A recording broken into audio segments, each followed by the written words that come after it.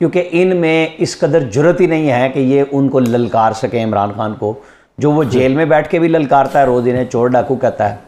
ये फुसफुसे से मुज़ाकरात की गुफ्तगू प्राइम मिनिस्टर जाके कभी उमर अयूब से हाथ मिला लेते हैं।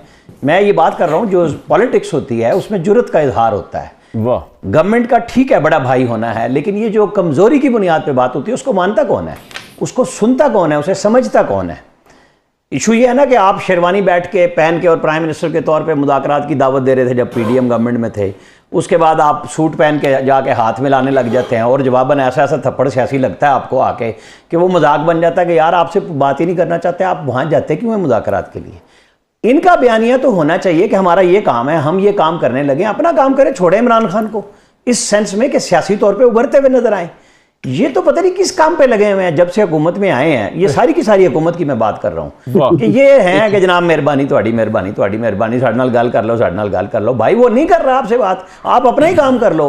उसका क्या है, वो तो लड़ रहा है ना। वो आज भी कह रहा है मैं यजीद वक्त के मुकाबले में खड़ा हूँ, मैं यजीद वक्त के मुकाबले में खड़ा हूँ। वो तो ये कह रहा है ना, आज भी इमरान खान ने कहा है जेल में। वो मुझे और आपको तो नहीं कह रहा ना, वो उनको कह रहा है जिनको सब कुछ कहता है। और फिर बात भी होती है, फिर राब्ता भी होता है, फिर नहीं होता, फिर तरदीद होती है। फिर मेरा भाई कामरान शाहिद लंदन के मज़े के माहौल में बैठ के ट्वीट करता है, ब्रेकिंग, कोई बात नहीं हो रही किसी किस्म की। याद है ना, आपने ये खबर ब्रेक की थी अभी कुछ दिन पहले।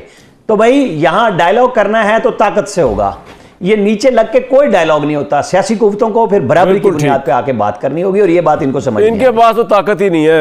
आमिर भाई आपकी बात से साबित हो गया ये साबित। मैं तो पहले भी शक था, जबकि बल्कि यकीन था, जो मैं कह रहा था ना कि मुझे यकीन है कि इनके पल्ले है ही कुछ नहीं। आज तो भट्टी साहब आपकी जरूरत रह नहीं गई वैसे, लेकिन चले फिर भी आपने कुछ ऐड करना है तो कर लें। आमिर लिहाज राणा साहब भी कह रहे हैं इतने हालात बुरे हो चुके इस गवर्नमेंट के कि वो कह रहे हैं कि पल्ले है ही कुछ नहीं। तो यार इसके बावजूद ये इस क्या हासिल वसूल होगा इस सारी एक्सरसाइज का। एट द एंड भट्टी साहब मामला एस्टेब्लिशमेंट इमरान खान के दरमियान ही जाके वन वे और दी अदर में खत्म होगा।